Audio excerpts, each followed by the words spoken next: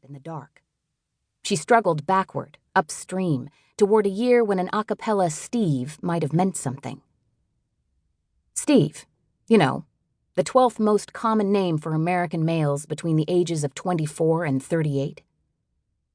Steve Spiegel, he repeated, hurt by her confusion. Madison, your housemate and collaborator? Mahler House? Don't tell me, you've torched your entire past. A vision of herself at 21 congealed in front of her, like the Virgin come to taunt Slavic schoolchildren. Recollection swamped her carefully packed sandbags.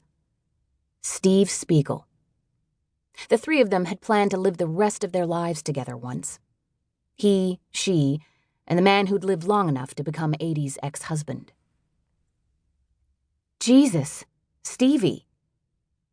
Her voice skidded away from her, a gypsum imitation of pleasure's bronze.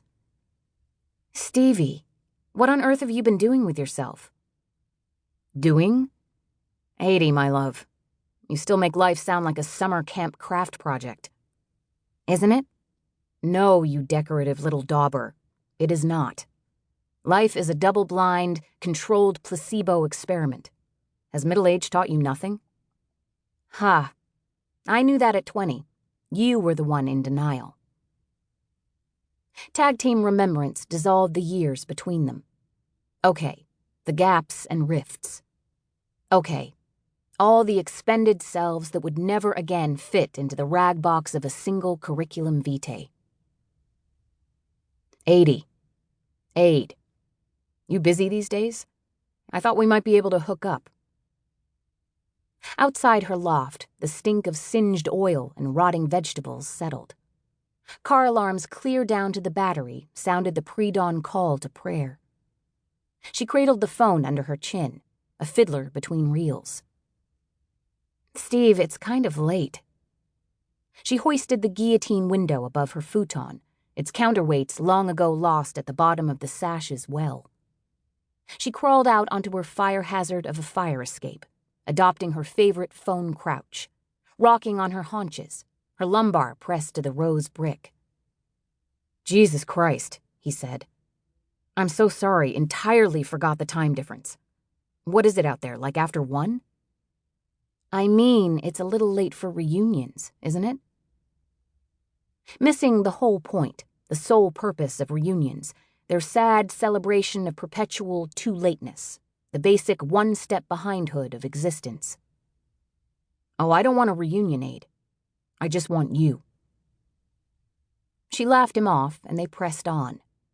They made the obligatory exchange of hostages, each giving over the short versions of their overland passage across the intervening decade. Seattle, he told her. Can you believe it? Your doltish poet friend, the one who used to spout Sunday morning until late Monday night, supporting the computer industry's insidious plan for world domination. Still Lower Manhattan, she replied. Your washed-up watercolorist, currently supporting the wall of my crumbling apartment building with the small of my back. Surprised? He asked. About? About where we've landed. Nobody lands, she said. So how is the world of software? It's the oddest thing, Ade.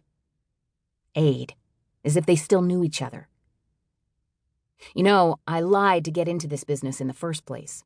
Told them I knew C++ when I didn't know it from B-.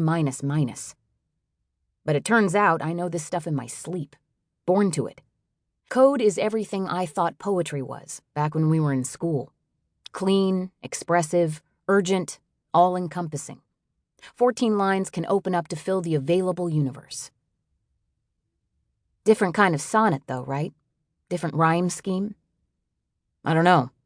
Sometimes you gotta wonder. Wonder, in fact, was why he'd called. He'd come to rest in a moist den of pine on a twisty black macadam road looking out over Puget Sound.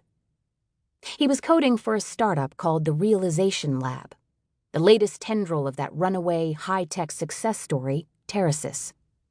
But the RL was still experimental, more of a tax write-off than a source of any near-term revenue. Terrasis? You mean you work for